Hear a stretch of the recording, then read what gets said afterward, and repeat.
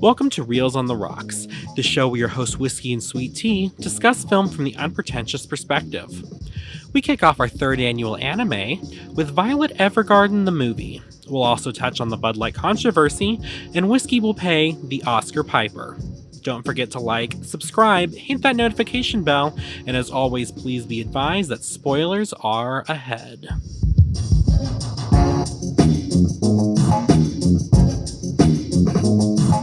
Welcome back, listeners. I hope you've written some letters lately. I don't know about you. Whiskey, have you written any letters recently? Who writes letters anymore? We've got the internet. We've got Facebook and Instagram. Who needs that old-fashioned stuff? Well, and on that note, I guess I'll close my drawer of really pretty stationery.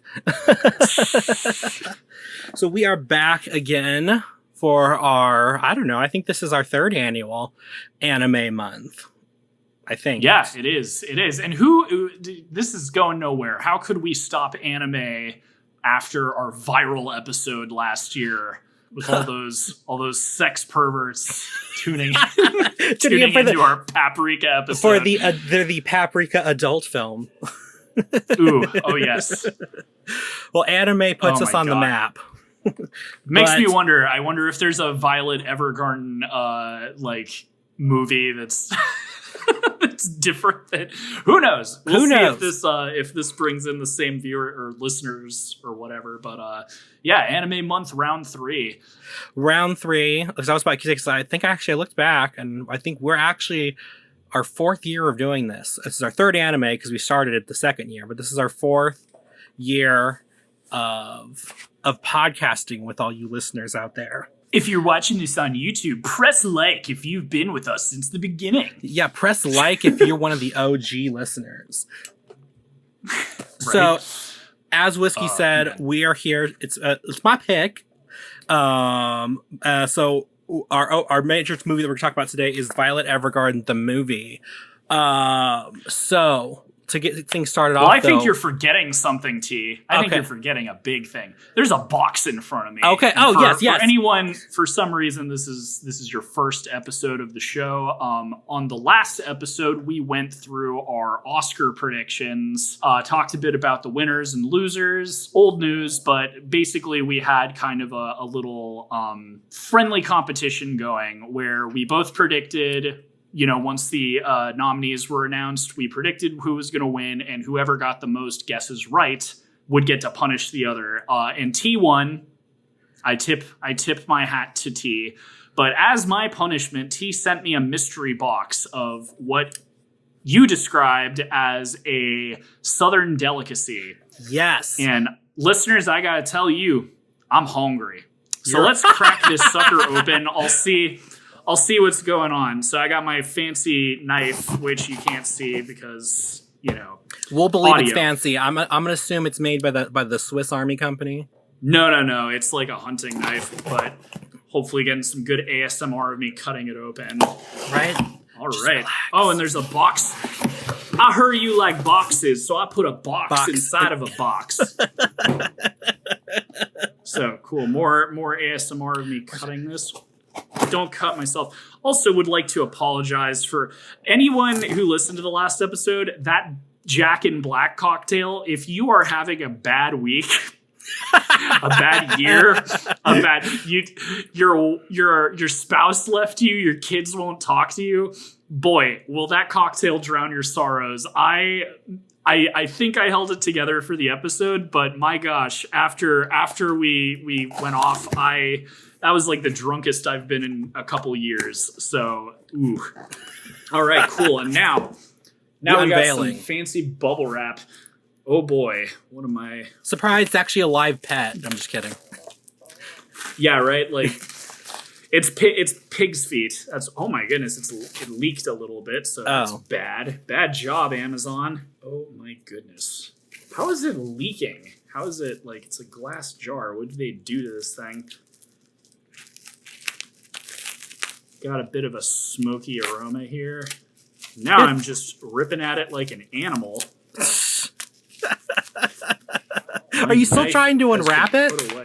Yeah, man. It's got like layers And what's funny is, like I said, it leaked anyway. So, F minus for Amazon. Yeah, I will eat this, but the fact that it has been breached is a little concerning because I think I'm right. I think you told me what this is. And if it's what it is, then I know, oh, it is pickled pig's feet. Oh, gosh. Well, here we go. I was gonna do pickled I will be okra. back. I need to clean up a little bit here because there's just pickle brine everywhere. I am so sorry about that. That was not part of the experience. So, listeners, while Whiskey cleans up, write in the comments below, have you ever had pickled pig's feet? What do you think of them? Describe the texture.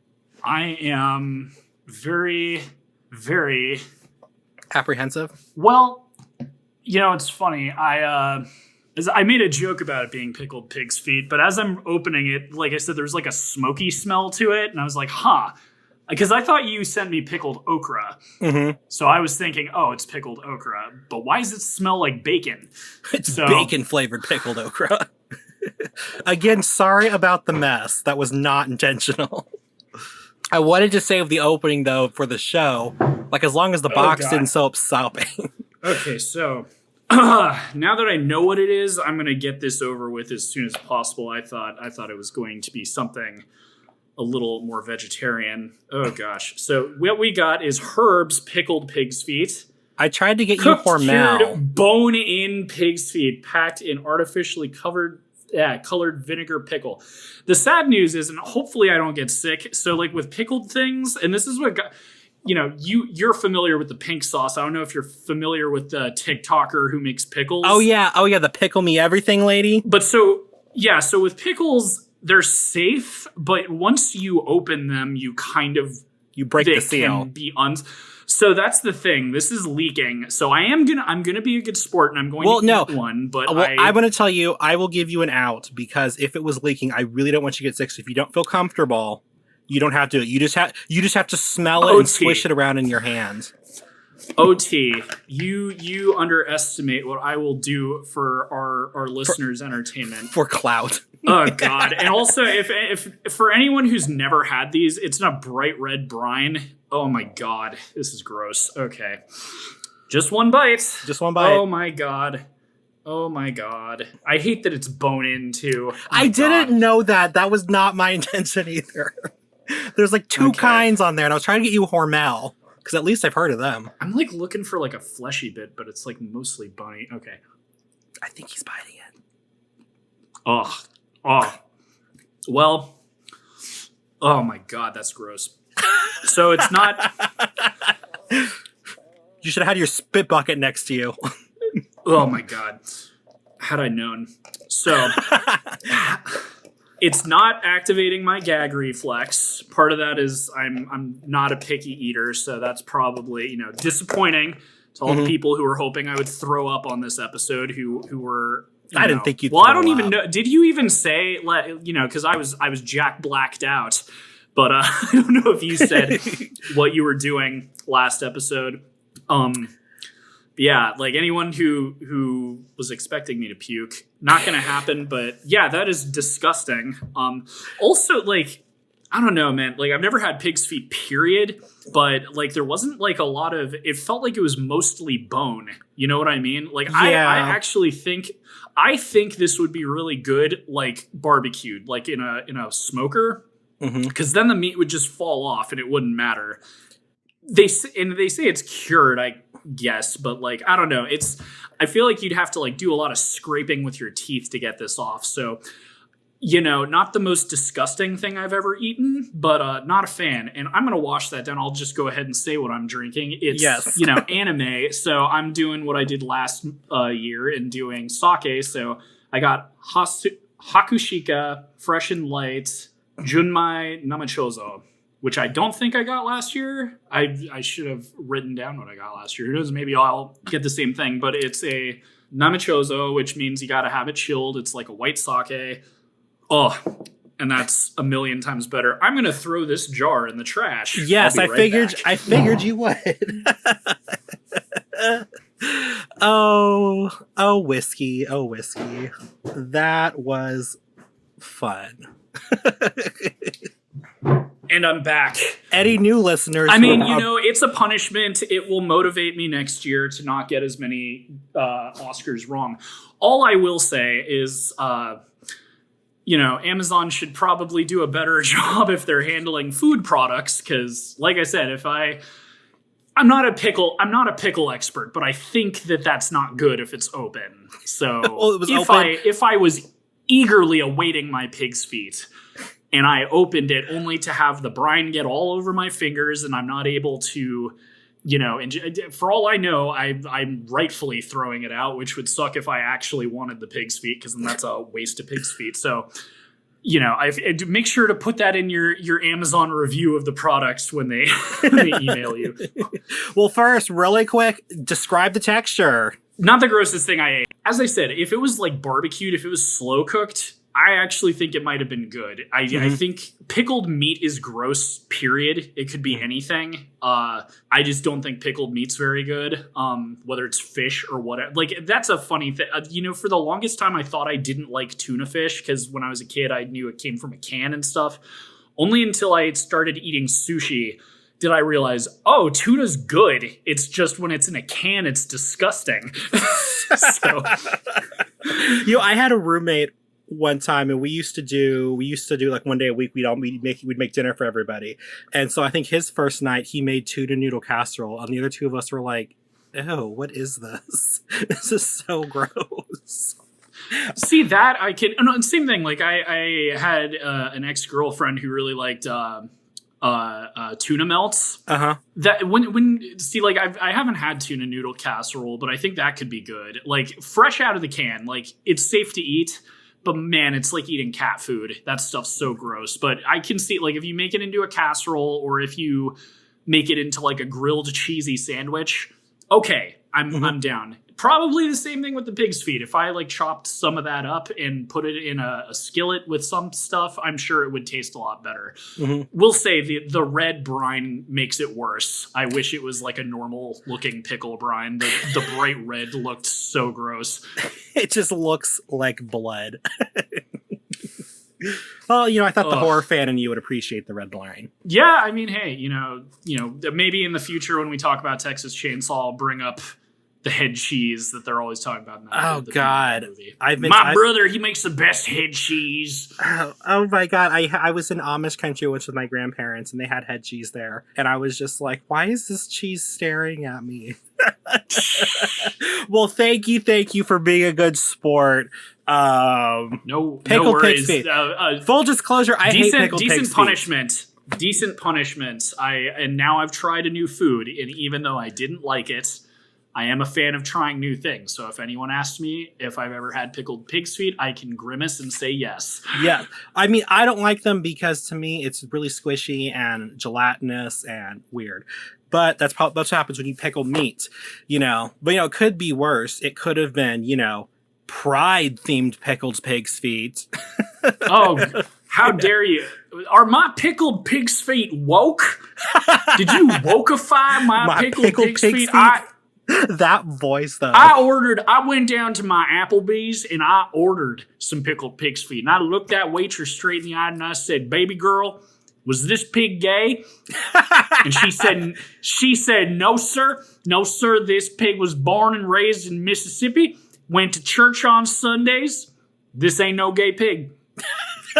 That's why Applebee's is the greatest restaurant in this here US of A. Can I get an amen? Oh my God.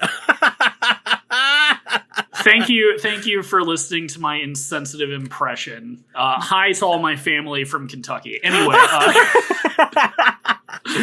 no, they're gonna take an Applebee's next time you go back. Yeah, so slow on movie news, but we kind of agreed. Yeah, might as well talk about the stupid beer controversy that everyone's mad. Well, some people are mad about. You I saw were like posting all the jokes and stuff online, so I knew you'd be receptive to talking about big beer news this week. Oh yeah. So what do you make of this travesty, this crime against American culture, T? I'm just like, y'all do realize, like, I like Bud Light has, like, advertised to and supported the gay community for like 20 years. So I just like, why is this a problem now? Not even just Bud Light, but like I think you were the one who posted it, and I've seen people say this. Like all of the major beer brands have had LGBT advertising since the 80s. Yeah. Because they sell to gay bars. Yeah. Like they have like and here's the thing that's also really funny about this whole quote unquote controversy is this was a targeted ad to specifically like gay people. Like unless you were trans or gay or something, you wouldn't have seen this ad. It's an online character that I vaguely remember when Dylan was trans. It's okay, get it out. I got pig's feet on the brain. When she was decided to trans. Why am I blanking on this? I'm thinking transfer, and that's not the right word. But like I remember Dylan back in the day when she just was non-binary and forgot all about her until this whole thing started. And I will kind of agree that it is a weird character for them to go with because she's kind of like especially nowadays she wears like fancy dresses and stuff. So even for like an LGBT person, I think it's kind of a weird celebrity to go for. But this would have been like for like gay people on TikTok.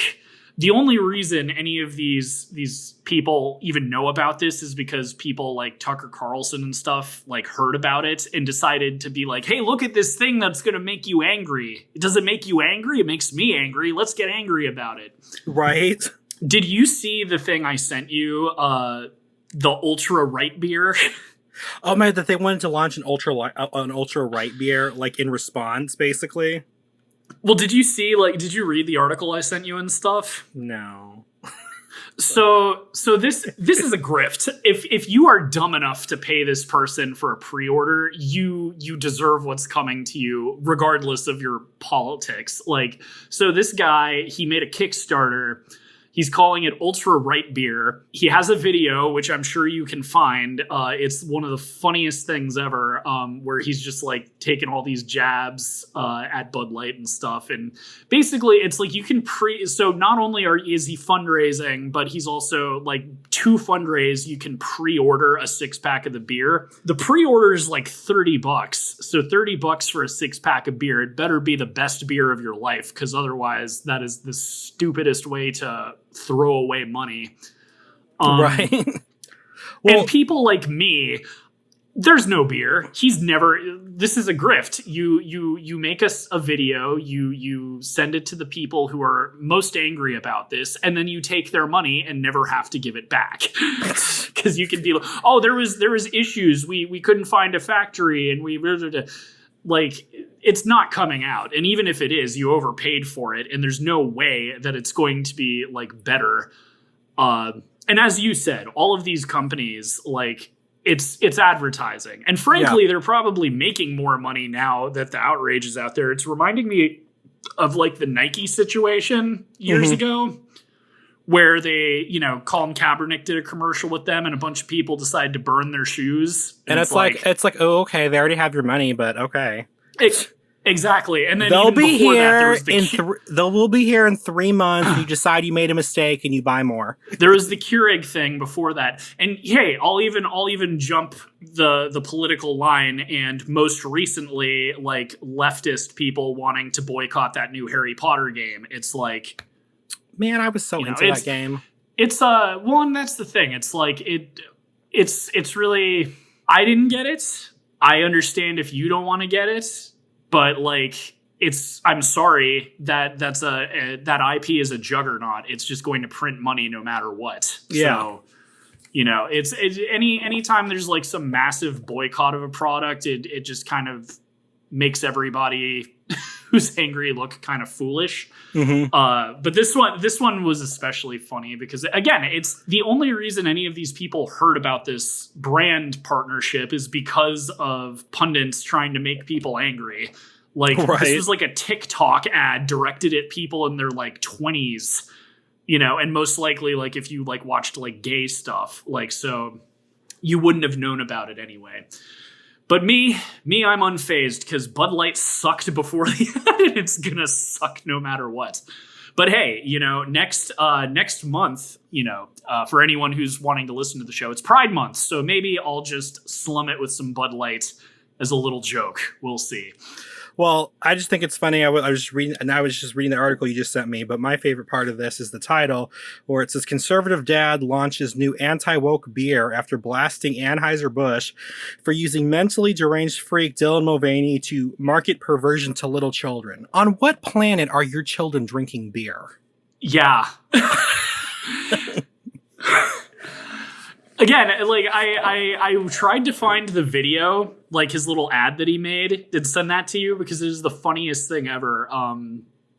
My favorite part is the very beginning. He walks past like a bathroom. He's doing the whole thing on like a baseball field, and he looks at the bathroom sign and then like shakes his head as if he's confused, and he makes like a jab about how like, oh, we don't even know what bathroom to use nowadays. And it's like his reaction is as if it's like a gender neutral bathroom, but it isn't. It like clearly has like a men's thing on it. So like the funniest thing about it, right, is in the video he starts off like he's walking by a bathroom and he takes a look at it and kind of gives a confused look and shakes his head as if it's like a gender neutral bathroom. But the funniest thing is it isn't. It's like clearly, I'm pretty sure it's like a men's, but like it might have been a woman. The point is like he's acting like it's like a weirdo gender neutral bathroom. And then he says, oh, even like nowadays people are confused about which bathroom to use. And it just comes off as funny to me because it's like, you seem like the one confused. You're looking at clearly at a normal gendered bathroom and you seem confused about it. So that's more of a... Have you ever used a gender neutral bathroom before? I did. It was like, I mean, people, it's such a buzzword and people act like it's such a scary thing. But like, if you've ever been to like a restaurant that has like the one bathroom where you have to lock it because it's one person at a time and it has like either or sign, that's a gender neutral bathroom. But I went to one a few months ago. There's like this sandwich shop here it's like a chain. I shouldn't say it's a shop. It's like it's also like a fancy place. But I wanted to try it. It's called Mendocino Farms. Uh-huh. And I went to one in the valley and went to use the restroom, and there was just one restroom. And it's interesting, right? Because like you walk in like the sink area, like anyone can be in there, men, women, whatever. But the cool thing is like all of the bathrooms are like stalls that lock, but they're like no one can like peek over or anything. So like again, the people that like claim that this is like the fall of Western civilization, it's like I don't think you've ever used one, because if you have, it's pretty cool, because there is like that initial weirdness of like in the hand washing area, it's just anybody, free for all, but you'd have to be incredibly paranoid to think that anyone's going to be creepy with you. Because again, the stalls are like really, and part of it's probably because this restaurant's kind of high end. But like if all gender neutral bathrooms were like that one, I feel like people wouldn't have an issue with it. The only real, like as a man, the only issue, like there's no urinals, obviously. Which I'm like, but personally, urinals are gross. So I'm kind of okay with that. Nobody like ever pees where they're supposed to. Well, and I know some dudes who hate urinals too, because it's kind of, I feel like a stand-up comedian is where I heard this, but it's kind of, oh, what's it like to pee in a urinal as a man? It's sort of like standing in an elevator where everyone's peeing right next to each other. Yeah. It's kind of true.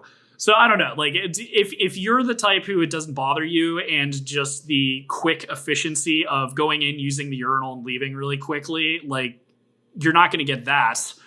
But if all you care about is having a comfortable place to use the restroom where no one's going to look at you, it's all aces. Again, like to me, it feels like the people who complain about it are people who've never used one, because it seemed fine to me. I wouldn't mind using it again. I didn't feel creeped out by the fact that there were probably ladies in there with me. Because I mean, like when I first moved to LA, before I got an actual job, I worked a party for YouTube at one of their compound areas, I think. and they had a gender neutral bathroom. And so you went in there, and at first, like you said, there's that weirdness of, oh, there's other people. But then you're just like, yeah, but I'm just going to a stall. It's fine. Like, you go in there. And to me, the stalls, like you said, were way more private.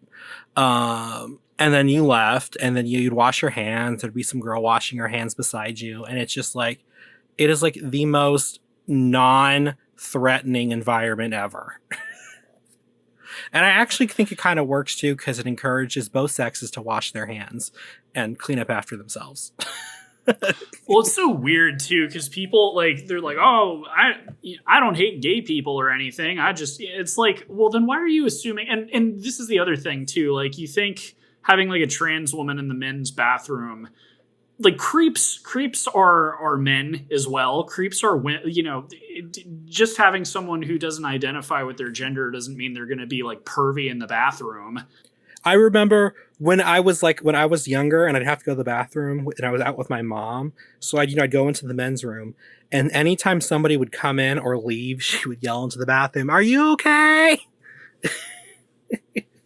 Because there are creeps in the bathroom. But that's what I mean. It's like, even in a men's restroom where there's no women allowed, no trans men or whatever, like, there are creeps in there. In women's restrooms, there are lady creeps who will be creepy regardless of whether they were born a woman or not. It's it's just so weird to me that you just sort of assume because someone is trans that means they're like a sex pervert. Yeah, no, they're not. They're just trying to live their life. I've been creeped out by perfectly normal looking guys in restrooms before. So, you know what this reminds you of? Do you remember when we took that criminology class in college and we watched that documentary, and this one guy was creepy with people in the bathroom, and his friend who kind of witnessed everything?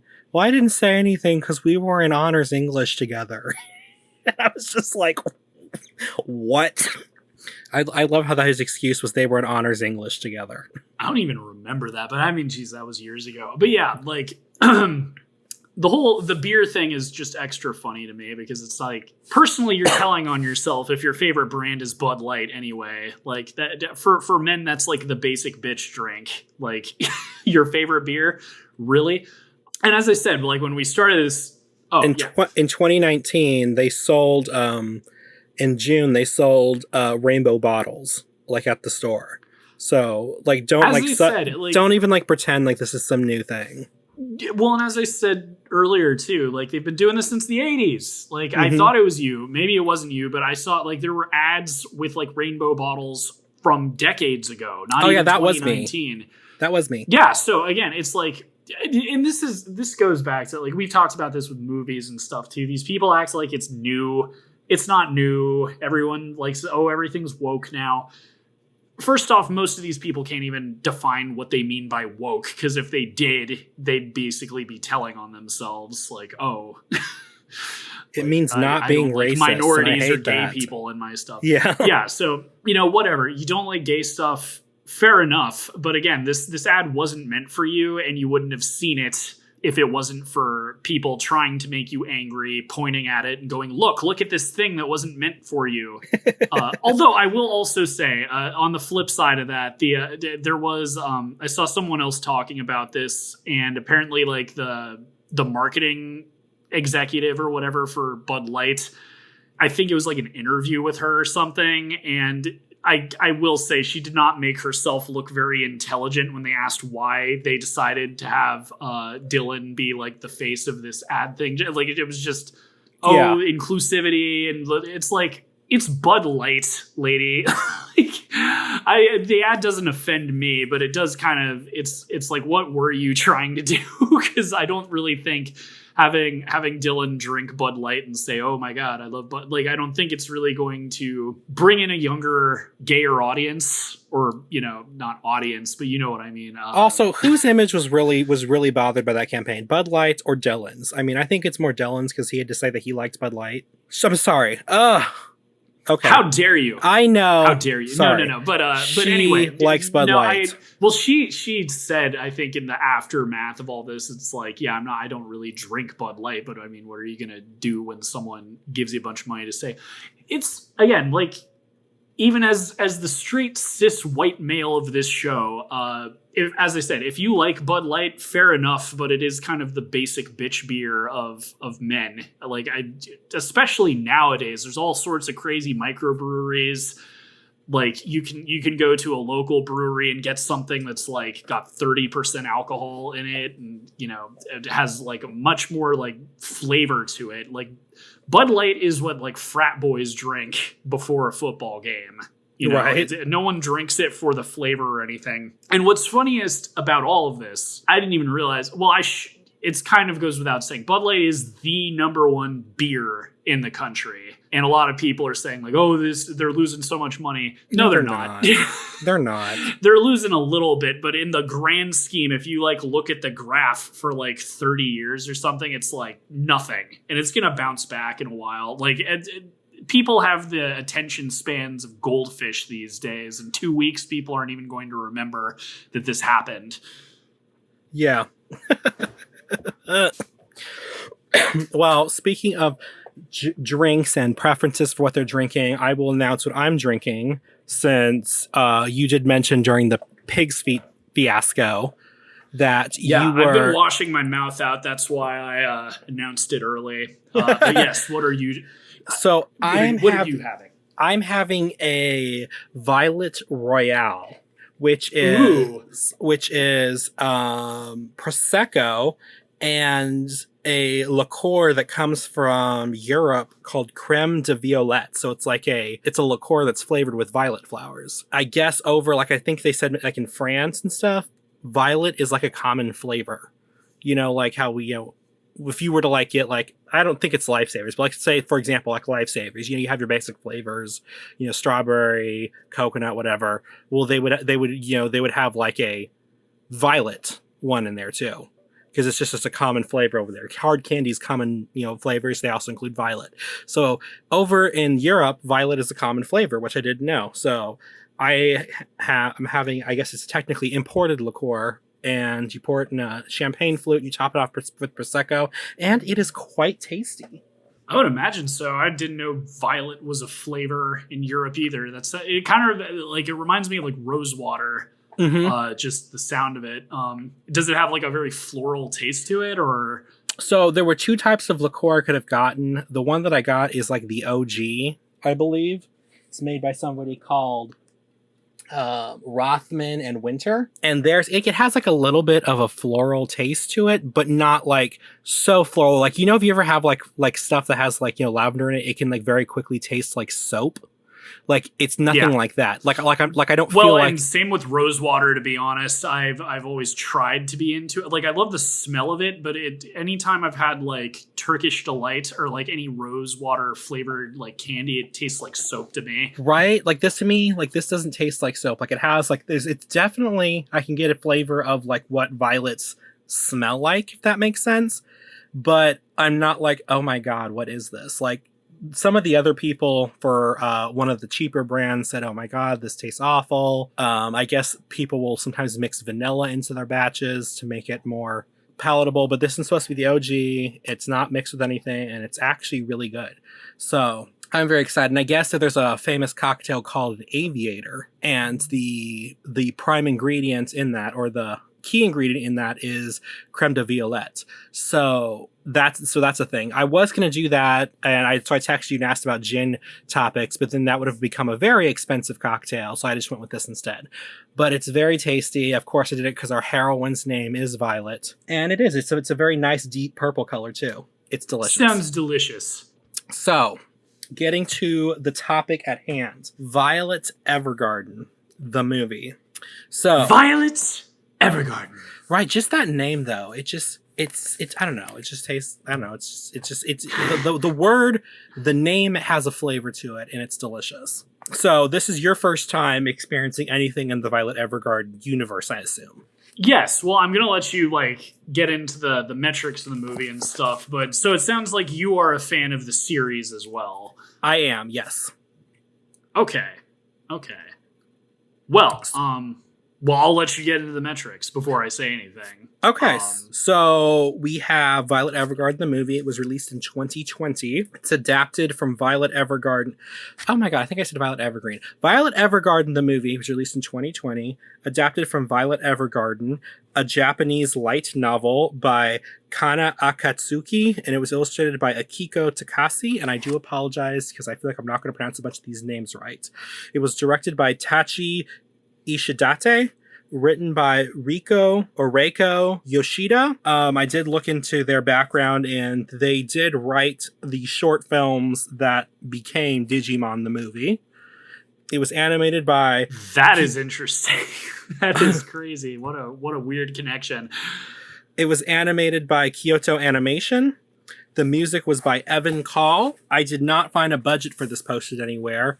I don't read Japanese, so I feel like if I dived more into Japanese news sources, I probably could have found something. I can't read Japanese, so I didn't do that. Box office was $21.6 million, with $20.2 million in Japan and $1.4 million elsewhere. It was nominated for several awards. It won 3 at the Tokyo Anime Awards Festival for Anime of the Year feature film, the individual award for writers, and the individual award for visual artists. It also received the Kyoto Governor's Award, and it also received an Excellence Award from the Japan Media Arts Festival. So I watched, and I'm assuming you did too, the English dubbed version. So yes. The cast for that was Violet was by Erica Harlacher, Gilbert was Tony Azzolino, Claudia, which I found out was actually the name of the guy she kept referring to as president. He was the president of the company. Was played by Kyle McCarley. It was Dietfried was played by Keith Silverstein. Iris was Sharami Lee. Benedict was Ben Pronsky, and Katia was Reba Burr. So that is the kind of the metrics for this movie. Now, when it was released in Japan, it opened in second place behind Tenet. Nice. And it reached 1 billion yen in its third week at the box office, and it maintained its second place rating for a period of time, and it remained in the top 10 for 11 weeks, and it made 2 billion yen by its 12th week, and it was the 7th highest grossing domestic film of 2020 in Japan. So that's kind of the nitty-gritty of the film. That's actually pretty impressive. I feel like in 2020, people needed a movie like this, though, a little bit.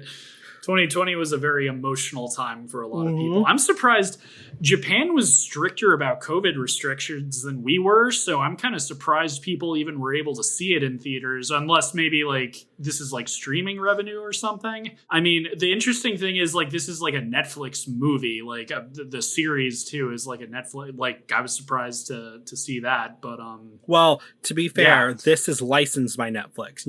We talked previously about how Dairy no, Girls. exactly. It's Kyoto Animation, all the production, but Netflix is essentially the publisher. They have the rights for for if you want to stream it. It's I think they have they have the rights for English speaking distribution or something like that. Yeah. So, but yeah, and I'm sure you're very well. You even said in a text before we recorded this, you're excited to hear what I have to say. And I loved your response of, well, without spoiling anything, it's a very you movie. Yeah, and that's what I was gonna say at first. Well, it's funny, because you told me last recording, I think you told me what you picked for this anime, and it's one of those titles where you're just Violet Evergarden, what the heck? Yeah, what is I was this? imagining some sci-fi thing about some Garden of Eden in space or something. Right. But no, it is our main character's name. And for anyone who isn't familiar with this, basically from what I gather, because I've only seen this movie, I haven't seen the show, I haven't read any of the manga or anything, but it takes place in kind of an alternate reality, World War II-ish time frame where like there are these people that are called dolls that write letters for people, and they're very like in tune with their emotions, and they're very articulate and able to kind of like say things that people might not be able to say themselves in a much more artful and deep, soulful kind of way. Yeah. So I hated it. No, I'm kidding. This is great. When I say this is a very you movie, like talking to you about movies in general and doing this show with you, it's like there are some boxes that if it checks those boxes, like you're going to like it. If it's like if it's a period piece, if it's very like romantic or just romanticized,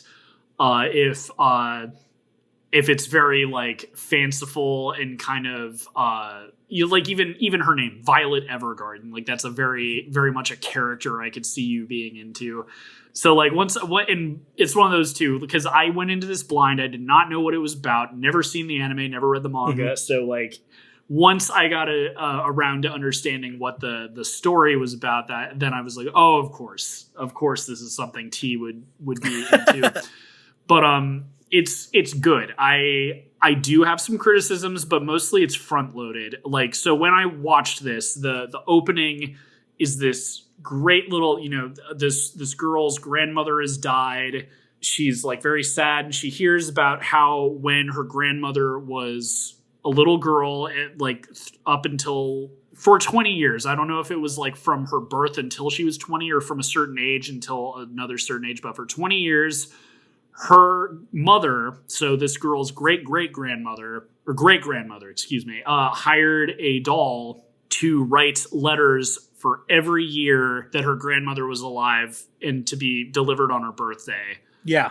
And it's like it highlights all these major life landmarks, like her, getting married and all this other stuff. And it's like this revelation for this girl. And it's like, oh my God. And she learns like what dolls are. And this is like one of those great writing things where you're kind of explaining it to this girl, but it's also for the audience's benefit if you've never seen the show or anything. So you can kind of, oh, okay, so that's what this is about. And then there's the big dramatic reveal of, and this doll's name, this doll who wrote all of these letters to my grandmother, her name was Violet Evergarden. Yes.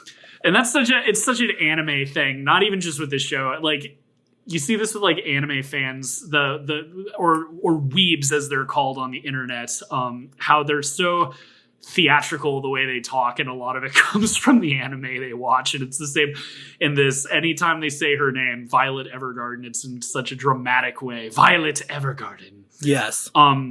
So that opening was great, especially for me, someone who did not know what the hell this was going to be about. Perfect. Got it. Understand who our main character is, what she does.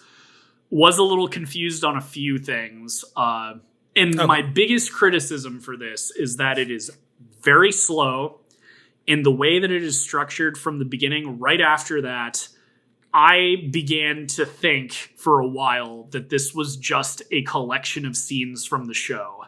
I was like beginning to think, like, is this a movie, or are they just taking like popular clips from the TV show and like editing them into a movie? Right. The way it is at first, story. like nothing seemed to relate. Like it almost seemed like a bunch of story vignettes. It didn't seem like there was a coherent plot going on. It's like, oh, here's Violet and one of her clients, and here's Violet and another one of her clients, and then here's one of Violet's coworkers talking about how she wishes she was Violet. Mm-hmm. And so like for a while I was like, oh my God, is this just 2.5 hours of like surprise, it's a 2.5 hour clip show.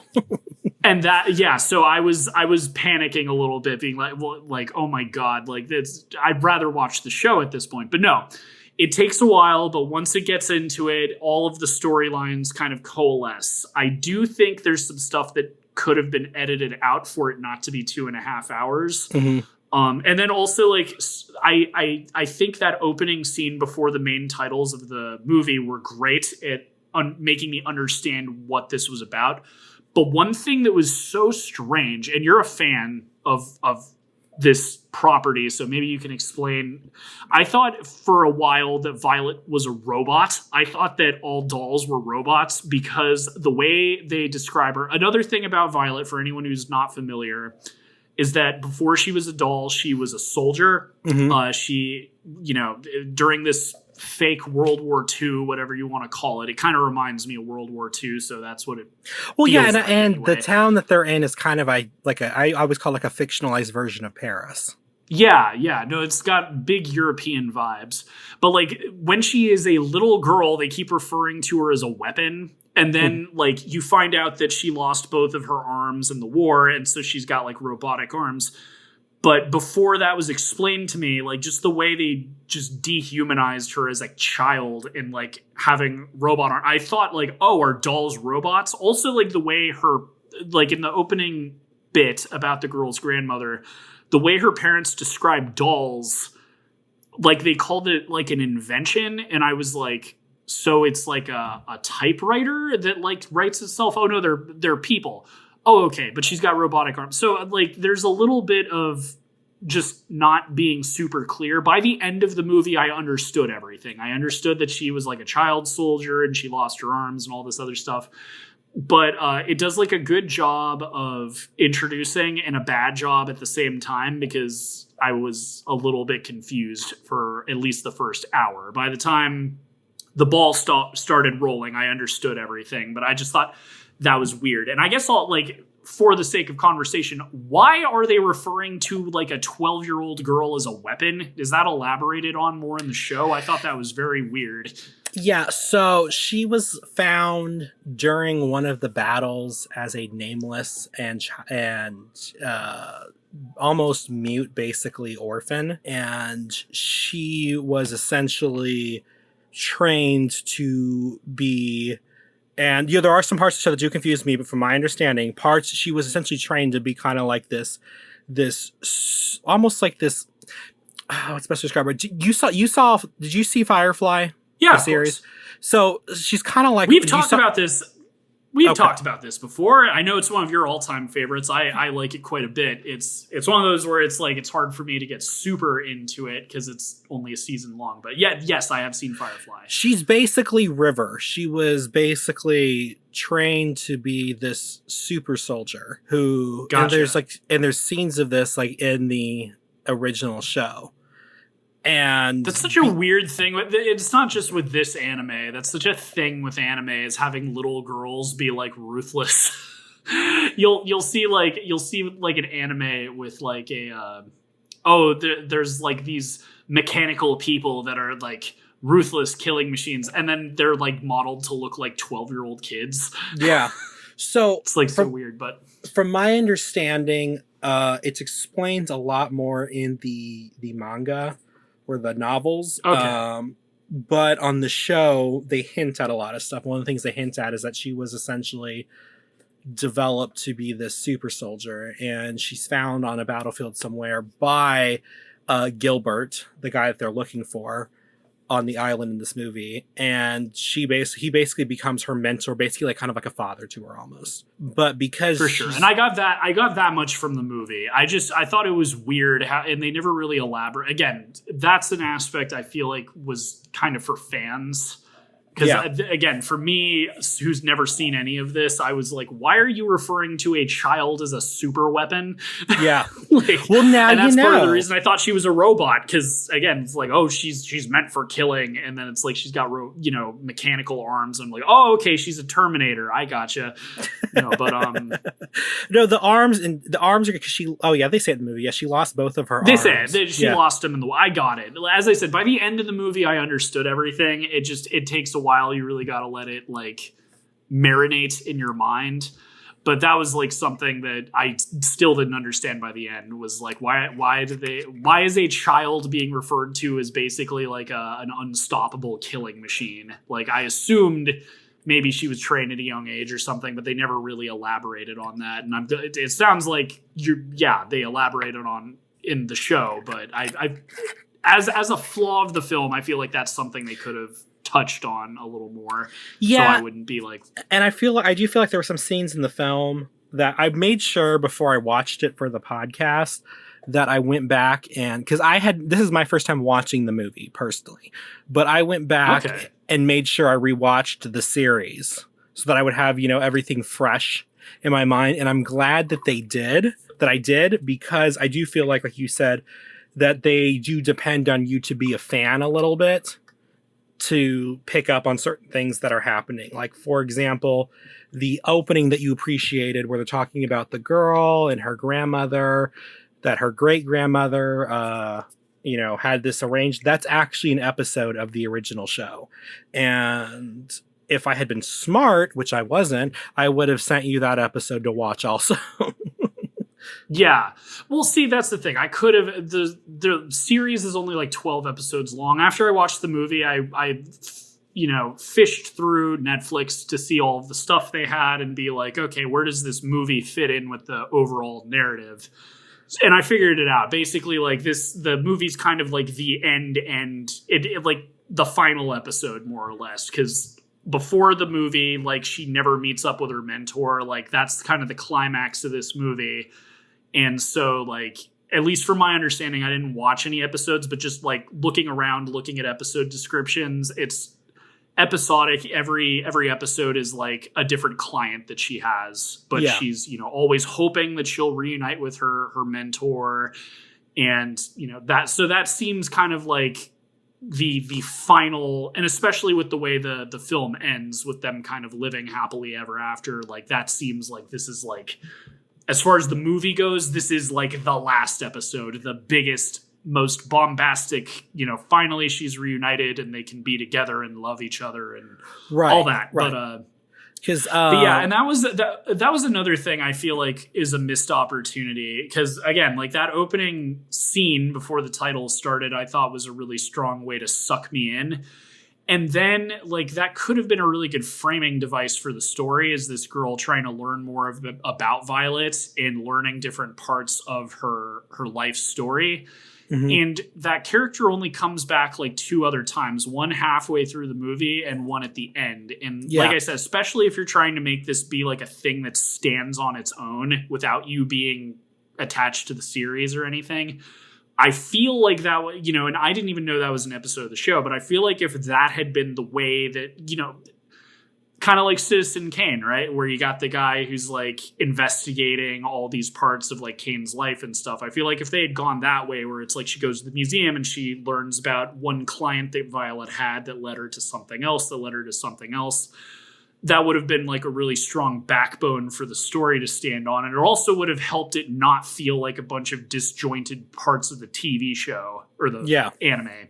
Right. Because the fact that I think in the first, the 3 framing device sequences, I think she does say that she quit at 18. So I think that we, the viewers, are supposed to be like, okay, well, I guess this is the story of why she quit. Because she brings it up again in the second framing device sequence. So that's what I was kind of like, okay, is this how this is going to go? How is this going? That sort of thing. But I love the movie, but I will say this, I do think I like the ending of the series better. And that's just me. That's good to know.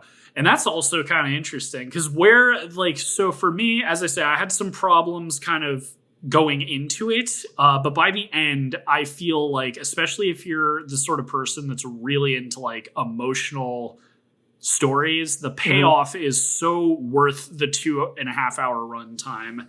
My biggest criticism, just from the writing standpoint, is, like I said, I feel like it starts off strong, then just kind of meanders for like an hour, and then the last hour of the movie is where it's really worth the time investment.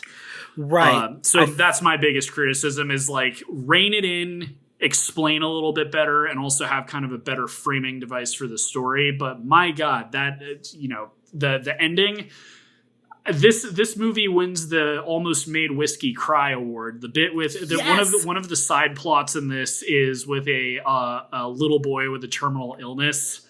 Mm-hmm. Ooh boy, almost happened. Let me tell you, that bit is so emotionally resonant. It's just so good. Yeah, but I feel like this, because like you said, I think you said previously the movie was kind of supposed to be the end all of, this is that's the end of the thing. And as I said, I haven't seen any of the show. I haven't read anything. Like, to me, like, just going back and looking at the episode descriptions, That's the impression I got. And it makes sense too, because like I said, spoilers, we always warn of spoilers, but the ending of this is she's reunited with her mentor, who she's also in love with, and she stops being a doll, and they get married, and they love each other, and they live happily ever after. They never say they get married. Well, you know what? Sure they don't. They don't say it. You're right. They don't say it, but you can fill in the blanks. It's there's kind of a romance going on, and it's basically her final assignment. So that to me is why it feels like it's like the last episode, quote unquote. And I mean, even since this movie came out, they had like specials and stuff. I saw on Netflix. There was like a 90-minute like. Oh, Eternity and the Auto Memory Doll. Exactly. So like ever since it's come out, like, but again, like they can be like, oh, but this happened before, like while she was still a doll or something like this. And that kind of is how you should be approaching a movie, especially if you want it to be like the movie. It should be something more special than all of the other episodes of the show. So the idea of it being like the end of her career before she's reunited with this guy and they love each other and whatever for the rest of their lives. Like, it makes sense. The reason why I brought up that you mentioned that it felt like the end is because if you kind of notice, like all of the characters, well, and even some of the minor characters in the movie who were major characters in the show, were given like soft landings. Like, I forget what her name is, but the girl with the glasses at the beginning, you find out that she's left being a doll. She finds out that she's working with a playwright. That's her thing. It's basically assumed that Iris, who's the one who wanted to be Violet, is now the top doll there at the end. That's kind of assumed. Like you said, it's basically supposed to give everybody their soft landings and everywhere. And the interesting thing about this movie is Dietfried, who was the brother of Gilbert, up until like, I think the last 15 minutes of the series, did not like Violet. He always just referred to her as she's just a tool of war. She's not a human. She's not this, which is all the things that Gilbert thought she was. So it was really interesting for me to go from watching the series and now, because I did look it up, this canonically takes place 4 years after the conclusion of the series. It was interesting to me to see, how that relationship between them has changed. Like, it still feels somewhat strained, but, they are able to get along with each other. And so that was really interesting to me. Well, I think I got to ask, like, obviously we're talking about the movie and not the show, but I suppose you could spoil the show if you feel like it, but like, what about the series finale do you think is stronger than the film? As like a final episode. Are you going to watch the show?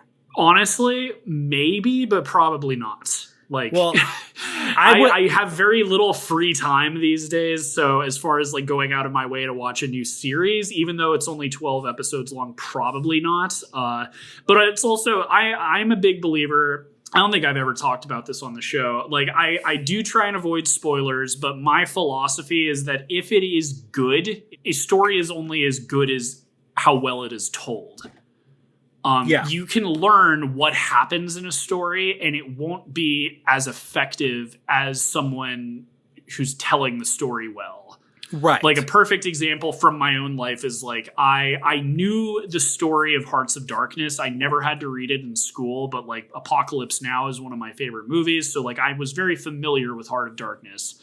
Mm-hmm. I know what happened, but until I actually sat down and read it, the ending didn't really like get me until I read the story. You know what I mean? And It's because of how it was written. Even though I knew generally what the story was and what the ending was. And so I do try and avoid spoilers, especially if I'm going into something blind, especially if I'm reviewing something blind for this show. However, I do not mind getting spoiled something if the story is told effectively, because knowing how it ends to me is not going to be the same as watching it play out the way that the story is being shown to you in a film, or like whether it's a book or something. So I do not mind if it's that good, and if I have time and stuff, I probably will still watch it. It will not like ruin me wanting to see the show if I decide to. Okay, so I will say the show is really good. If you do get a chance, watch it, and it's not super long because unlike The Mandalorian... 12 episodes. Unlike The crazy. Mandalorian, they cap all the episodes at around 20, 25 minutes. So... So it really is not that long, but the show ends with essentially Violet making peace with and essentially learning that more than likely Gilbert had died as a result of the final battle that they were in together.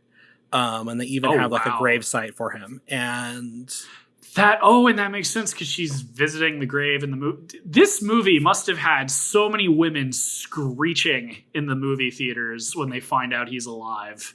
Well, knowing that's the way the show ended, like that must have been a massive like plot twist, like going, because that's also like, well, I guess you don't find out until close to the end of the movie, but still, like I guarantee a chunk of the fan base is probably thirsting over her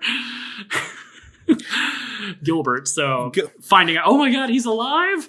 So Tachi Ishidate had said that he was not interested in making a movie because he said he felt that, you know, the show had told basically the story that it needed to tell.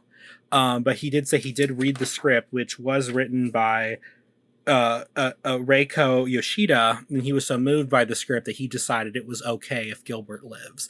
So I always took that response from Tachi as saying, well, even though it was never officially confirmed, like we never got a body or a burial scene in the show, that yes, he had died.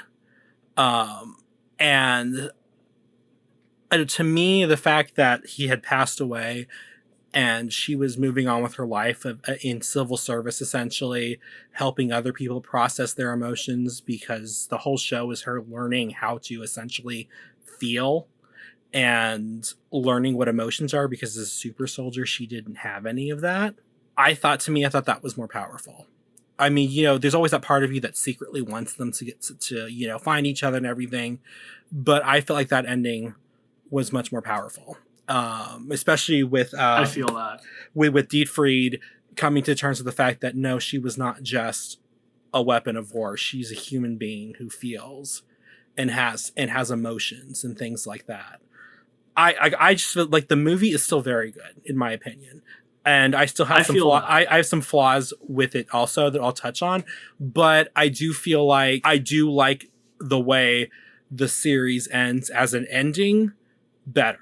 I get that. The last thing I will say I will say past tense, had a problem with, and this is like, it's not in every anime, but I do think it is a prevalent problem in anime, is that there's kind of like this this writing style of making the main character just good at everything. And that's the vibe I initially got with Violet. Because I didn't know her backstory, I didn't know about the soldier stuff until, you know, as the movie played out. But as it like starts out, it's like, oh, she's just this amazing writer, and everything she does is so emotionally resonant, and she's just such a soulful, wonderful person, and everything she does is beautiful and perfect. Right. And like already I was kind of, but again, like her backstory is what makes that interesting, because she's this person who had no emotions, and yet she's so in touch with her emotions. And that's what made her interesting later on. Yeah. But initially I was beginning to think that I wasn't going to like her, because I was just, oh, okay, here we go. Another anime protagonist who's just good at everything, you know, just she's the best writer in the world, and nothing she does. And that's the thing that, like, I do think this movie pays off when you invest your time in it, is you learn the reason she's so in touch with her emotions is she's been through so much like emotional anguish. Yeah. And that's what makes her a compelling, because she comes off like kind of emotionally dead too. Like even now, like she's very like, she doesn't really like show any emotion when she's talking to people. It's all, like, as you said, robotic. Yeah. As I said, I thought she was a robot for like the first hour of the movie until it, like, oh, she lost her arms and all this. And that's part of, again, it's like, you know, I'm not a big anime fan, but my favorite, like, shonen anime, it's all about, like, improving yourself, you know, like, grew up with, like, Dragon Ball Z and stuff, and it's all about Goku, he's got to get stronger. You Yeah. know, so like and that's just one example. There's, you know, and that's another thing. Like I'm happy you chose this because you know, you've been choosing Miyazaki movies for the last 2 years. I know. But I couldn't one thing pick another one. no, it's fine. I just like the thing is like anime. I feel like especially nowadays, like people have like a thing in their head of like what anime is, but really it's like there's such a vast array of genres, Mm-hmm. and this is almost like an epic, like romantic period piece. Yeah. It's not the sort of like high energy, low key, sexually perverted sort of like crap that you think of like when you think of like surfing Crunchyroll. Yes. So that's like another thing. This is very classy. This is very much like you know. Oh man, why am I blanking on this? What's that novel that Well, there's lots of novels, Whiskey. I know. It's very. Are you trying to say? I feel like you're trying to say like Jane Austen-y. Thank you. You literally, that is exactly who I was thinking of. This is like the Jane Austen of like anime films. And Speaking of which, I have a Jane Austen manga book on my bookshelf. But no, yeah. And what's interesting is I discovered this anime on accident, actually. I was on Amazon for Prime Day like a year or 2 years ago. And they were like, oh, the anime series Violet Evergarden is like on Blu-ray for $9.99 for Prime Day. And you know me, I always go big for Prime Day. So I was like, okay, that sounds interesting. I kind of read about it and I was like, this sounds sort of interesting. So I got the Blu-ray and I was hooked. And you know, I love the show because like you were talking about the show, the 12 episodes are definitely a journey. You know, because she basically goes from just being this person who just literally only understands taking orders from people to understanding emotions. Like, for example, when at some point they put her in school to become an auto memories doll. And they're like, okay, this is fine, but this is like, there's no emotion here. Like, you don't understand like the assignment. It's really interesting. And it sounds weird, you know, not knowing how to express emotion, but it's really interesting to watch her try to struggle and understand what to say, what not to say, how to talk with people, how to understand what they're feeling. It's just really, if you get a chance, like every just now and then, just pop one on. And you can kind of get there's even a whole sequence toward the end of the series. It's like 2 episodes. I call it the PTSD sequence, where she is confronted by somebody who was, I guess, on the other side in battle with her and just talks about how she just slaughtered all of them and she killed so many people. And then she goes down this spiral where like, she's just like, oh my God, is that all I did? Was I just a killer? And it's, you know, just watching her go through all this is just super, super interesting to watch. But this is just a show. Like I said, it's very much me, and it's a movie that's very much me. You know, it's about a writer trying to understand their emotions. Is essentially what you could boil it down to, and there is, you know, some backstory with this. So this was supposed to come out specifically with the movie. So the show came out and it was on Japanese TV in 2018, I believe. You know, it was fairly popular. So, you know, they did, I think it's about halfway through the series is supposed to be when the special takes place. And then they did another movie after that called Violet Evergarden, Eternity in the Auto Memory Doll. I have not seen that one yet, but from my understanding, that takes place 3 years after the conclusion of the series. I think that was a theatrical release as well. I could be wrong, but I think it was. And then they had Violet Evergarden, the movie, which is what we watched, which is the end.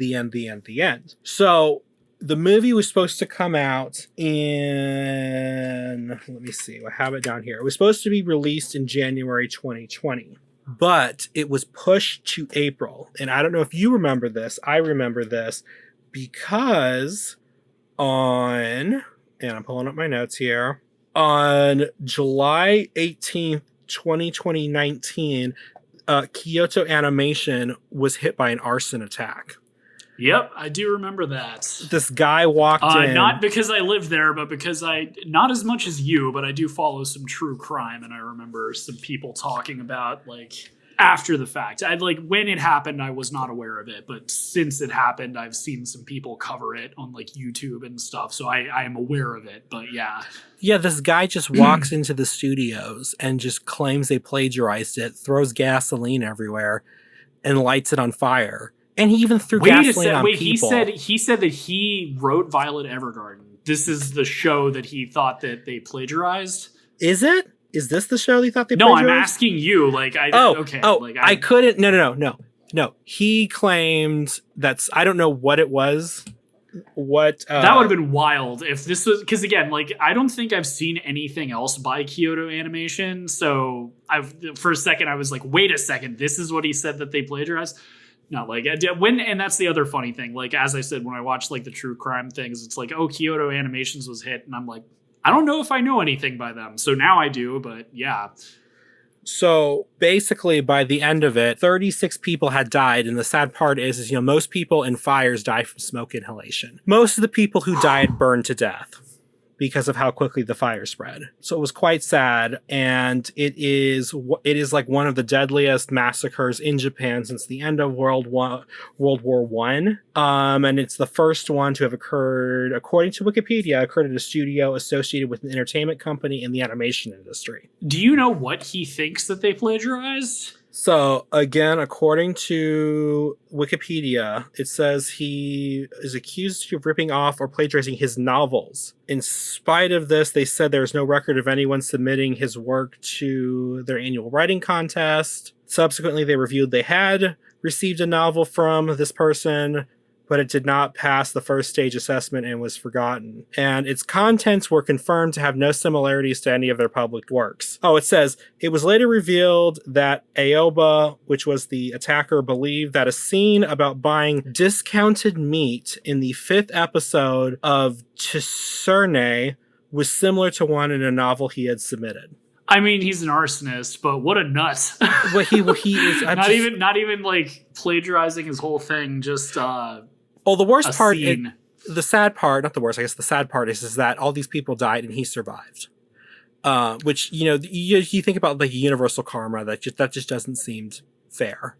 But, at least he faced justice. Yeah, no, he's never getting out of prison, and they're pretty strict about that in Japan. So, and also this sort of stuff is like, I mean, Japan is notoriously like, there's not a lot of murders or arsons, or it does happen, obviously, but as far as like countries go, they're one of the safest in the world. Yeah. So when it happens, they don't throw the book at them; they throw the dictionary. They throw the encyclopedia collection. Yeah, like, so he's never going to see the light of day unless, there's a problem and the prison's walls crumble or something. But no, I know what you mean, especially like if most of the people that were at Kyoto, that's crazy. I wonder how they're doing. I mean, obviously, I'm sure they just hired a whole bunch of new people, but that's nuts. It makes you wonder, like, how many of the people who worked on the film we're reviewing right now were in that fire? So they never released the list of victims' names at the studio's request because they said, quote, releasing their names does nothing to serve the public good, end quote. So, the families and everybody were all informed of their death, but there was never like a public roster listed of their names. I kind of get that. Well, it's kind of just, it lets the families mourn in peace. No, for sure. It's just, that makes me feel like a lot of the people that made the film we're talking about probably were in the fire. So that's sad. They said that I believe, I could be wrong, so don't quote me this, but I believe I'd read that many of the animators who worked in that building were women because the studio has a longstanding policy of trying to, have a diverse group of workers. That's what I had read, and I'm trying to look for my source. Unfortunately, I can't find that, so that is also that's also maybe not entirely true, but that's what I had read. So on top of the deaths, which are already very tragic, it says most of the materials and computers in the Studio One building had been destroyed. So a lot of projects either got pushed back, had to be completely redone, or were canceled entirely. They decided to push ahead with the Violet Evergarden movie, though. And so they had originally pushed it to be released in April because of the arson attack. But then unfortunately they pushed it back again to September of 2020 because of the pandemic. So, and again, I feel like I read these in articles, and I don't remember which articles they were, so I always have to put this caveat in there. This may not be true, but I also read that typically in the credits for Kyoto Animation movies, they usually only credit the senior animators, but supposedly they credited all the animators this time who worked on the film because of this. And there is also, I believe, an in memoriam section or something at the end of the credits in the movie for this too. I think this is one of their first major projects that they put out. It says that they canceled a 2020 film called Free. That was canceled. An anime series, unfortunately, due to the subject matter, third episode of a production called Fire Force, which is an anime series about firefighters and people dying from spontaneous combustion, was delayed, and they made some changes to I think they said that the narration and the colors. I'm assuming they modified it because of what just happened. But from what I can tell, their first major project that they put out after the fire was the Violet Evergarden movie. So it kind of became sort of a major piece as far as, the studio's still here. It's still going to be creating. It's still going to be doing, we're still strong, kind of pieces for the studio. Makes me feel, what's funny is I almost watched the whole credits and I decided, there's probably no reason to. So that's wild. Well, don't feel bad because you probably wouldn't have been able to read them. That's a good point. I do think they were all in kanji. So, but yeah, dang, that's quite a. It's so funny too because, like I said, I was familiar with the story, but I didn't make the connection until you're bringing it up, and I'm like, oh yeah, that's right. So that's what a crazy twist for the end of this. Well, maybe not the end, but you know what I mean. Like for this review, what a crazy. For this, they said, some master cells were able to be salvaged because luckily they were on display somewhere else in the country. But, essentially, like I said, Violet Evergarden has become kind of like a, rising from the ashes phoenix sort of thing for the studio. I would imagine, I'm not going to try and claim that that's why it did so well at the box office, but I would imagine that probably played a part in it. As I said, I also think that this would have just done well anyway, because this is the kind of movie that people kind of needed in 2020. Yeah. Because everyone was going through it. It was quite a depressing year for a number of reasons. So I'm sure this would have just done gangbusters anyway. But, this was big news in Japan at the time. So I'm sure when it came to theaters, people probably went to see it, maybe even just to pay respects. I don't know. Yeah. But luckily they were treated to a pretty solid movie. Yeah, I do feel like this is a very solid movie. So you had your criticisms. So my criticisms are, I do feel like it's a bit long in parts, like you said. I really wish they kind of would have kept the score, or at least done a variation on Violet's theme from the series for the score. It's the same person, Evan Call. He also did the score for the series. I really wish they kind of would have kept that through the movie, because the score is very pretty in the movie. I just don't feel like it's as noteworthy as the score for the series. And I wish they would have introduced the Gilbert, when they first discovered that Gilbert may possibly be still alive by finding his handwriting on a letter they received. I wish they would have introduced that earlier in the film, because I feel like that would have made the movie feel more cohesive, like to you or to people who are not familiar with the series. Because in a way, it almost feels like, part one and part two. Like, part one is, we find out about the grandmother, that story, and then we go into the story about basically, we find out what happens to where some of her friends land, and then we go into the story about the little boy. And then I feel like part 2 almost feels like it starts with the discovery of the letter. He might still be alive, and they go to them. Eventually the two stories tie back together at the end of, towards the end of the movie. But I do feel like that would have left the movie feeling less fragmented. Do you know what I'm trying to say? I do. And from what it sounds like from something you said earlier in the episode, it sounds like the person who created this series was not involved in the writing of this film. But whoever was, I feel like, like everything you said, everything I've said already, like I feel like the biggest problem with this is that it should have been written in a way that someone who's not familiar with the series could understand it a little bit better, and also just tighten it up. I think this could have been a solid 2-hour film. I don't think it needed an extra 30 minutes. Mm-hmm. And there were a couple of scenes, like the one right off the top of my head that just did not need to be in the movie. There's a scene with a bunch of dolls at the post office company, whatever you want to call it, where it's one of them is talking about how she answers the phone and she's like, oh, no one ever wants me to write stuff for them. And it's a scene, but it doesn't really lead anywhere. The only thing I can really think of is I think that same person complaining is the old woman manning the museum in the future. I might be wrong. It felt like that was the same person. But there's a couple of scenes like that where it's I'm sure maybe for fans of the show, there was some kind of point to it, but it just felt like dead weight. Yeah. Also that whole plot line about Violet. Well, I guess it wasn't Violet, the doll who is writing the play. That happens at the beginning of the movie, and then it kind of comes back at the end where the play is premiering right as the fireworks are going off and stuff. But there's just a bit of fat that needs trimming. And as I said, I think that one thing that would have really just made it flow better is having a good framing device for the narrative. And again, the beginning scene of the movie really got me into it. And I feel like if they had used that girl trying to rediscover this doll who wrote letters to her grandmother, that could have been a good way of having a thread that connects everything instead of it just feeling like a bunch of random scenes from the TV show.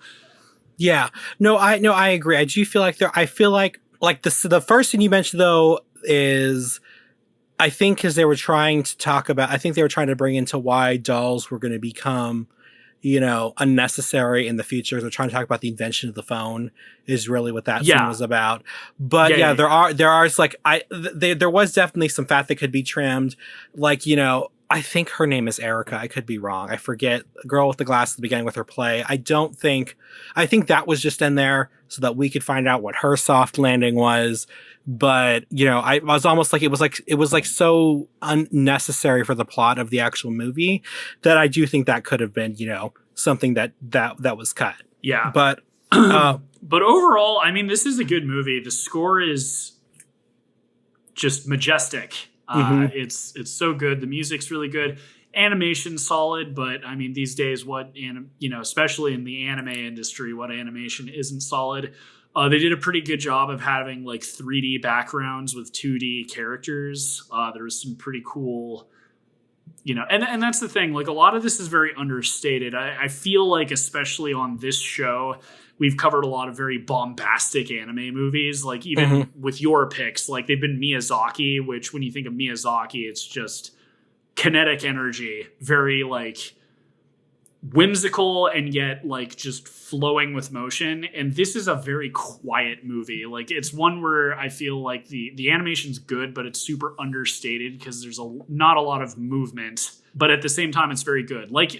I was struggling to remember a little while ago, this is the Jane Austen of anime films, and I mean that in a good way. Yeah. So at least for me, I think it pays off really well. There's just a lot of emotional moments at the end of this with a doll having to substitute for Violet while she's away, while the boy is dying, while Violet's also trying to reconcile with her love interest / mentor. and how he's feeling guilty about having to make her do just unspeakable things during the war. Like if you sit through the 2.5 hours, it's worth it. But yeah, I think we're both kind of in agreement that it didn't need to be 2.5 hours, and there could have been just some streamlining of the plots and just make it a little bit more friendly for people who are newcomers to the world of Violet Evergarden. Now, I'm not sure because, I don't know what the original, plot and everything for all this was. However, with the front, you talked about being like front heavy with the original explanation stuff that's going on. We get quite a few flashbacks at the beginning to some scenes in the series. And I'm curious as to whether that was always the case or if some of it was lost. And to make up for it, they put, I don't know if they had reanimated it or if they had just talked about it, but shown, basically maybe alternate scenes or something that hadn't been in the original thing. Do you know what I'm trying to say? And then they kind of filled it back in with some loss of. I'm not saying that's what happened, but I kind of also wonder about that because it does seem to be that is the only place it would make sense, but that seems to be kind of like a first 15, 20 minutes of the movie sort of thing. So I kind of wonder if some of that had been lost in the fire. It's hard to say. Like this, that's the thing. So you own the series on Blu-ray, not the movie? Not the movie, but I did pre-order the special edition that comes out at the end of May. I'm surprised it's not out by now. It came out in 2020, but they do, but not the special edition. Yeah, maybe in the bonus features they'll talk more about it. I know it's like a sensitive topic, but unfortunately, it just kind of you need to know, man. Like what was lost, what wasn't? Did they? As you raised an excellent point. It is a good question. Like, did they actually have to cut corners because of the fire, or? I don't know, but this was a solid pick. You were super excited to hear what I had to say, and I like this. This is good. Not really my go-to genre, but it's really nice. And, as I said, I would consider checking out the show, partly because it's only one season, 12 episodes. That's not a huge time investment. And even with all the spin-off specials and stuff, I think there's only like 2 or 3 of them, and they're like an hour and a half. So yeah, especially for anime, it's not like, One Piece where there's like 1,000 episodes at this point. Yeah, right. I would say if you decide to watch it, if you don't cry during the PTSD sequence of episodes, you are just stone-hearted. Because it's like all throughout the series, we kind of get glimpses of what this moment was. And then we finally see the whole thing play out. And I was just gutted. I was just maybe it'll give me extra because one thing I wouldn't consider this a flaw in the film or anything, but one thing that just personally I thought was dumb was her mentor being like, "Oh, I can't even look at you, the things I made you do," and I'm just like, "Bro, get over it. She wants to see you. Don't be a jerk." I know, it's kind of like she thought you were dead. Shut up and just see her, you idiot. It's one of those things where it's just like self-manufactured drama where again it's not actually like a criticism because people are actually like that in real life, but for the movie I was just like, dude, shut up, go out and see her. She wants to see you. I know you. And I'm glad that you felt that way, because I'm like, maybe because I've just been following her journey for for 13 episodes that I'm just like, dude, well, again, maybe the show had more context, because for the movie I was like, what did you make her do that was that bad, man? You were both soldiers. You didn't really have a choice in what you made her do or not. In the show you do get flashbacks where you see more extent, her killing sprees or whatever. And then, like I said, there's that part where, somebody who was on the other side who saw her on the battlefield, he had a different perspective where, you just killed all of us. And then she starts to rethink about what she's doing. It's all that weird stuff. But yeah, I do say it's definitely a solid series worth checking out. I will say it's really funny though, because the show, like you said, is very quiet and very sort of, very serious in what it is. And then it has just what I like to call a classic anime opening sequence for every episode, where there's it's almost like it's a pop song sort of. And then I'm laughing because I knew exactly what you're talking about before you're even describing it. Just like the bombastic, loud music with like all the still frames and everybody looking super cute and like, yeah, I know. Well, they have part of the opening, and I'm like, I know I've seen this in an anime before, but it's like this weird falling forward in slow motion. So we get, I don't know what it is. It's like they're not actually. Do you know what I mean? It's so like they're. No, I do. It's so funny too, like how it doesn't matter what genre the anime is, like they're all so very similar. It's, you know, it could be like pop music or like death metal or whatever, but it's always like the same type of like, you know, just very loud music and like a bunch of like still frames the characters and like maybe them doing something like very like exciting and stuff, and then like it's just it's like its own genre, like the anime opening title sequence for a series. It's so funny. It doesn't matter if it's Dragon Ball Z or Sailor Moon or whatever. Like it's or Death Note or Violet Evergarden or they're all very similar. But to me, it's just really interesting because it's just like, this is not the opening I would have picked for this show. They are smart enough to, on some of the heavier episodes, they do just go to just a title card. But there are some episodes that I consider heavy that they go to the pop song opening, and I'm just like, really. Awesome. Well, I like for my like for my score, I think I'd give this 3 out of 4. It's really good. I feel like it could be better. It could be closer to perfect if they trimmed more of the fat. Warning to anyone who hasn't seen this and for some reason listen to this whole episode. If you go into it, it's going to take a while for you to get invested, especially if you're like me and you've not seen any of the show. But it's good. It's, you know, it's its own flavor of anime, but for that type of person who just takes their love letter that they've written to their crush, goes out on the cliffside by the beach, watching the sunset, wondering what if. This is the show. Before they let that love letter rip and fly off into the horizon. Okay, now you're just stealing This is probably scenes the movie from the for show. you. I think you're going to I think you're going to like this. No, this is it's a very emotionally resonant show that, you know, I just feel like if you have any sort of empathy for people at all, you'll definitely feel something when you watch either the show or this movie. Absolutely. But what do you guys think? Oh, wait, hang on.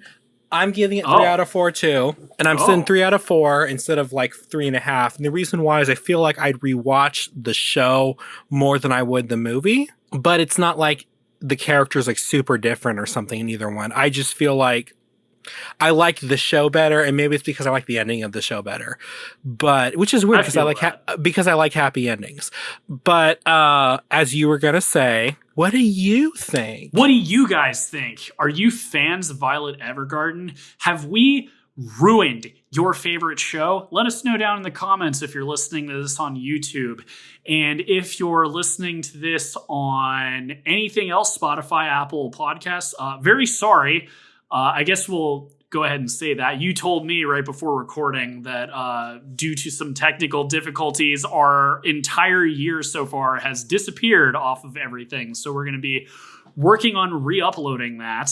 Yes. But if you are listening to us on Spotify or Apple or whatever, and you liked listening to us, we've got a whole backlog of episodes, so feel free to check that out. We do have a Twitter for as long as Elon doesn't burn it to the ground.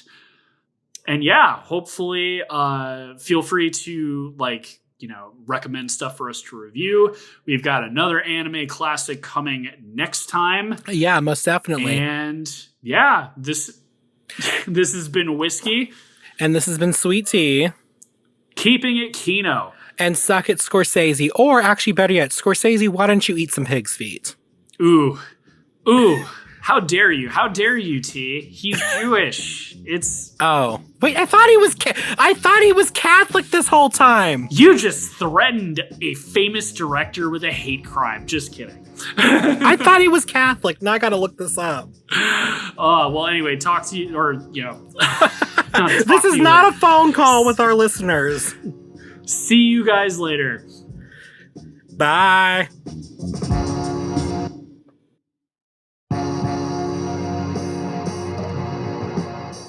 Reels on the Rocks is a production of La Prince Laboratories. It is produced by Alejandro Castillo, edited by Andy Reisfeld, and features original artwork by Ace Esparza and original music by Pat Mars. Follow us on Twitter at Reels on the Rocks, and tweet at us with any movies or topics you'd like us to discuss in the future.